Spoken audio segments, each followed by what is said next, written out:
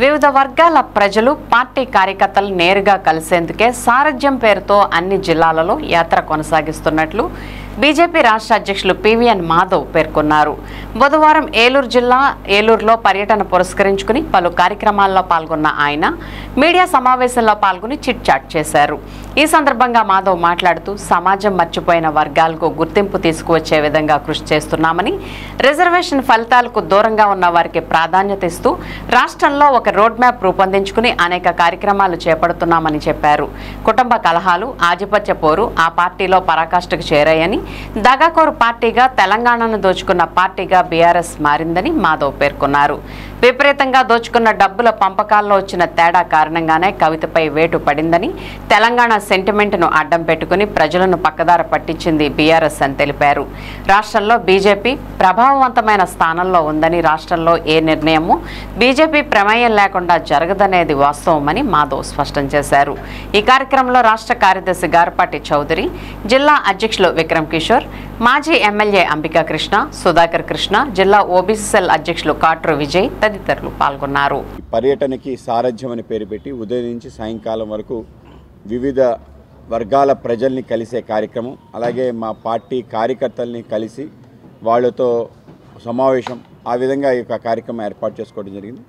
ముఖ్యంగా ఈ పర్యటనలో కూడా ప్రత్యేకంగా తీసుకున్న అంశం ఏంటంటే, మన ఆంధ్ర ప్రాంతానికి సంబంధించిన ఏవైతే మూలభూత అంశాలు ఉన్నాయో వాటిని హైలైట్ చేసే విధంగా ఒక ప్రయత్నం చేయాలని చెప్పి, ప్రతి ప్రాంతానికి సంబంధించి ఒక వైతాళికులు ఉంటారు, ఆ ప్రాంతానికి సంబంధించిన ఆ వ్యక్తిని మనం మరిచిపోయి ఉంటాం.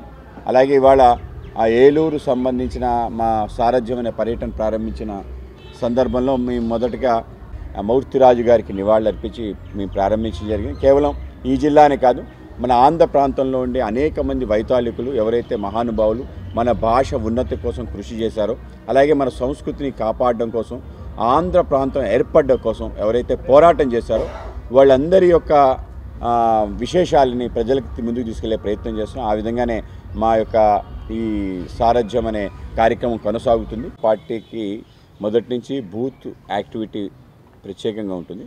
మా పరిస్థితి ఏ విధంగా ఉన్నా, మా యొక్క ఓట్ బ్యాంక్ ఎంత ఉన్నా కూడా బూత్ స్థాయి నిర్మాణం, సంస్థాగత నిర్మాణంతో భాగంగానే మా సంస్థాగత నిర్మాణం జరుగుతుంది. ముందు బూత్ సంబంధించిన సభ్యత్వాలు చేస్తాం, దాంట్లో కమిటీలు వేస్తాం, తర్వాత మండల కమిటీలు వేస్తాం, అలాగే జిల్లా కమిటీ, దాని తర్వాత రాష్ట్ర కమిటీ. ఈ విధంగా 3 టైర్ సిస్టమ్ ప్రతి 3 సంవత్సరాలకి నిర్వహిస్తాం.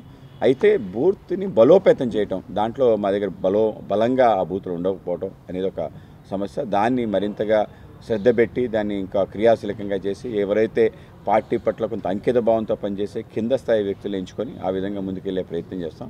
దాంట్లో భాగంగానే మేము ప్రతి గ్రామానికి జెండా ఎగరేయాలని, మా ప్రతి గ్రామంలో మాకున్న సభ్యుల యొక్క స్ట్రెంత్, అలాగే వివిధ క్షేత్ర ఆర్ఎస్ఎస్ మిగతా క్షేత్రాలు ఉండే వ్యక్తులు, వీళ్ళందరినీ కూడా గ్రామ స్థాయిలో ఎంతమంది ఉన్నారో అంచనా వేసి ఆ విధంగా వెళ్ళాలని, వాళ్ళని బూత్ పనికి ఆ విధంగా మళ్లించి ఒక బలమైన పార్టీగా నిర్మాణం చేసే ప్రయత్నం చేస్తాం. ఎవరు కూడా ఇవాళ ఆందోళన చెందటం లేదు. కొన్ని పనికిరాని కార్మిక సంస్థలు, ముఖ్యంగా కమ్యూనిస్ట్ కార్మిక సంస్థలు ఏవైతే ఉన్నాయో అనేక విష ప్రచారం చేయడం కారణంగా, అబద్ధాలు స్ప్రెడ్ చేయడం కారణంగా ఈ పరిస్థితి.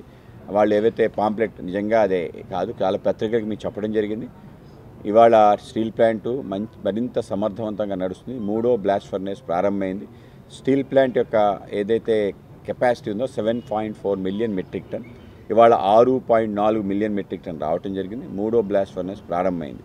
అలాగే దానికి సంబంధించి కేంద్ర ప్రభుత్వం 11,440 కోట్ల రూపాయలు మనం ఆర్థిక సహాయం చేయడం జరిగింది. అది మొదట విడత మాత్రమే, రాబో కాలం మరింతగా దానికి ఇచ్చే ప్రయత్నం చేస్తాం. అయితే స్టీల్ ప్లాంట్ సంబంధించిన అన్ని చోట్ల కాంప్రహెన్సివ్ కాంట్రాక్ట్ సిస్టమ్ అని చెప్పి కొత్త సిస్టమ్ తీసుకొచ్చారు. పార్టీ ఒక ప్రభావవంతమైన స్థానంలో ఉంది అంట. ఇన్ఫ్లుయెన్స్ చేసే విధంగా ఏ నిర్ణయమైనా ఆంధ్రప్రదేశ్లో భారతీయ జనతా పార్టీ యొక్క ప్రమేయం లేకుండా జరగదు అనేది మాత్రం వాస్తవం. ఇప్పటికీ జరుగుతున్న అన్ని విషయాలు ఇవాళ మీకు ఛాలెంజ్ చేసి చెప్తాను.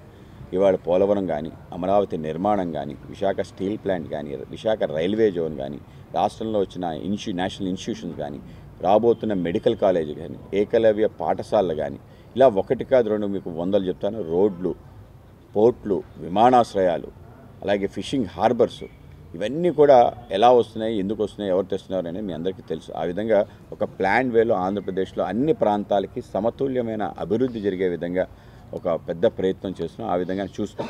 మీరు గమనించారో లేదో మొత్తం అన్ని జిల్లాల్ని అనుసంధానం చేసే విధంగా నేషనల్ హైవేస్ వేసాం.